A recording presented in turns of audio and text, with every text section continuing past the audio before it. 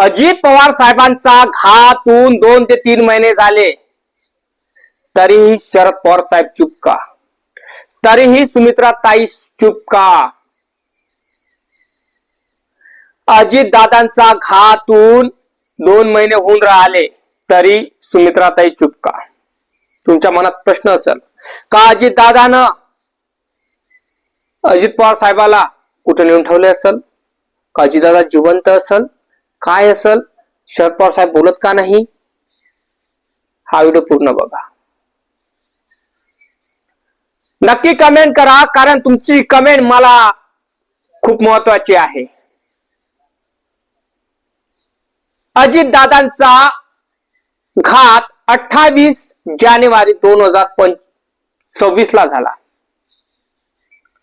आता मार्च चालू आहे, तो विचार करा तुम्ही, घात व्हायला किती टाइम झाला, तरीही अजितदादाचा घातवंत कोण आहे, काय आहे, काही मालूम नाही. तुम्हाला माहित असं तर नक्की कमेंट करा.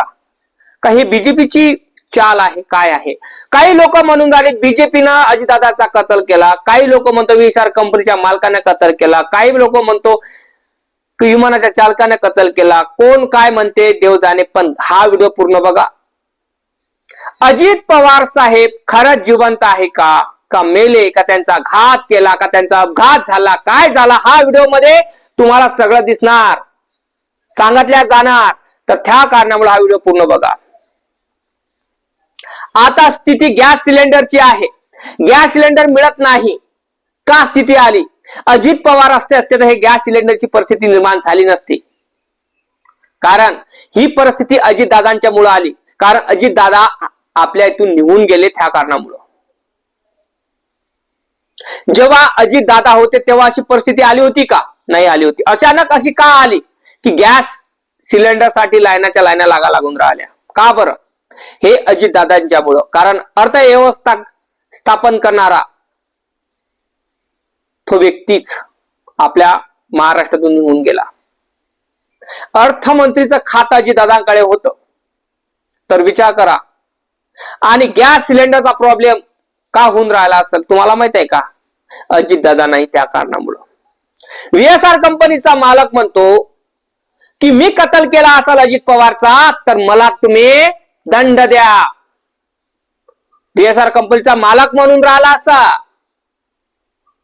मी खून केला नाही, मी घात केला नाही. अजित पवारचा घात करणारा कोण आहे? विमानाचा चालक आहे.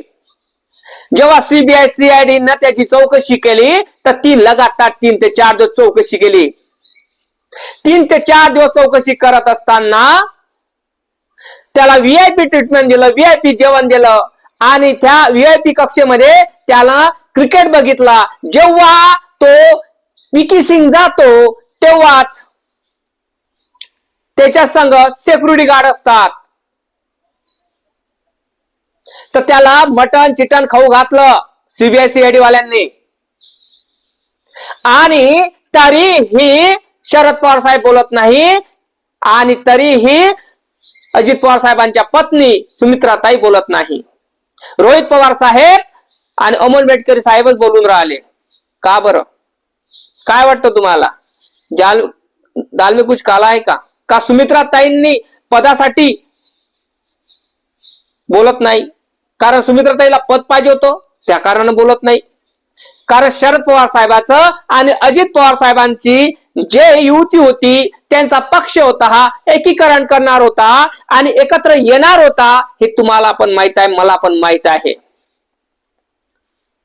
आणि एकीकरण करत असताना अजितदादांचा घात होतो. अजितदादापाशी असं काय होतं की अजितदादांचा घात केला? अजितदादापाशी ज्या फाईला होत्या त्या फाईल कुठं गेल्या, काय गेल्या? का अजितदादाचा घात फाईल मुळे झाला का? आणि अजितदादा जेव्हा देवगिरीतून येतो तेव्हा तिथले सीसीटीव्ही फुटेज व्हिडिओ गायब झाले. आणि जेव्हा ना मुंबईला परत येतात देवगिरीतून, तिथले पण जेव्हा विमानामध्ये बसतात तिथले पण व्हिडिओ शूट केलेले सीसीटीव्ही फुटेज गायब झाले. का कोणी डिलीट मारले? का पैसे देऊन डिलीट मारले? कोण मारले असन? काय त्याच्यात गुप्त गोष्टी आहे हे माहित आहे का तुम्हाला?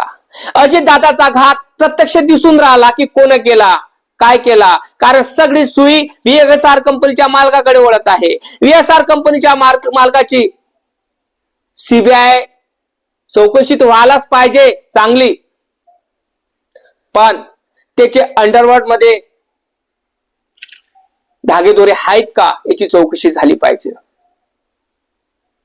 कारण हा जो व्यक्ती दिसत आहे VK सिंग हा हरामखोर आहे, हा दिसतो तसा नाही. पण माझं एकच म्हणणं आहे, शरद पवार साहेब चुप का, सुमित्राताई चुप का. रोहित पवार डायरेक्ट सांगतात की अजित पवार साहेबांचा घात करणारा हा VK सिंग आहे आणि याच्याच मुळे अजितदादांचा घात झाला, अजितदादांचा अपघात नाही असे सांगतात. पण परंतु माझं एकच म्हणणं आहे, अजितदादांचा घात झाला तर करणारा VSR कंपनीचा मालक आहे की BJP आहे की कोण आहे हे नक्की कमेंट करून सांगा. कारण तुमचं म्हणणं असं आहे की BJPनं घात केला असेल, BJPतल्या लोकांनी घात केला असेल, तुमचं असं म्हणणं असेल तर नक्की कमेंट करून सांगा. अजितदादांचा घात हा मोठा रहस्य आहे बरं. VK सिंगने केला का अजितदादाचा घात? अजून कोण केला? कारण माननीय मुख्यमंत्री देवेंद्र फडणवीस साहेब म्हणतात की आमचा अजित पवार हा एक मित्र होता. माननीय आदरणीय एकनाथ शिंदे साहेब म्हणत होते आमचा मित्र होता.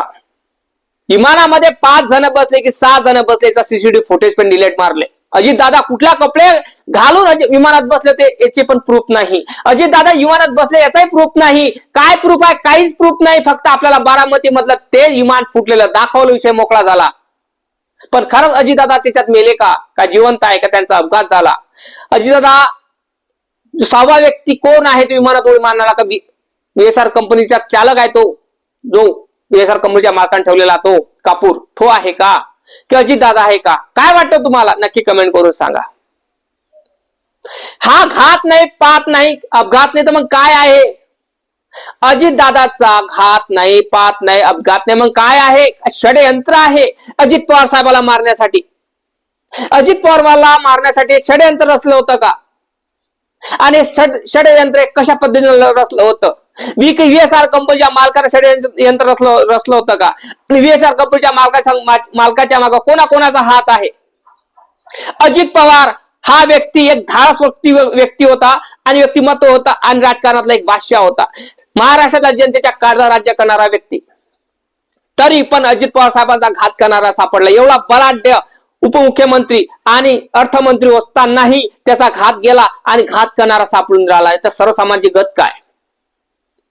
हा व्हिडिओ पूर्ण बघा, लाईक करा, चॅनलला सबस्क्राईब करायला विसरू नका. काय वाटतं तुम्हाला व्हिडिओमध्ये? अजितदादाचा अपघात कोणी केला? करणारे कोण आहे? VSR कंपनीचा मालक आहे? अजून कोण आहे? का मंत्री संत्री आहे? कोणाचा हात आहे? नक्की कमेंट करून सांगा. जय भीम, जय शिवराय, जय जवान, जय किसान, जय संविधान.